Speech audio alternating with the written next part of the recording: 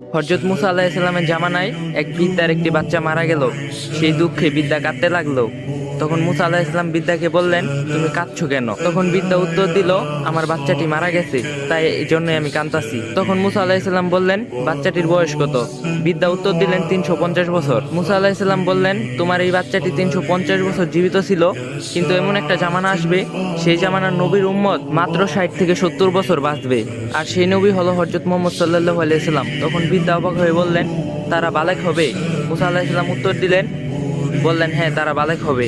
বৃদ্ধা পুনরায় প্রশ্ন করলেন, তারা এই সামান্য সময়ে বিয়ে শাদী করতে পারবে? মুসা আলাইহিস সালাম বললেন, তারা এই সামান্য সময়ে বিয়ে করবে এবং তাদের থেকে সন্তানও হবে।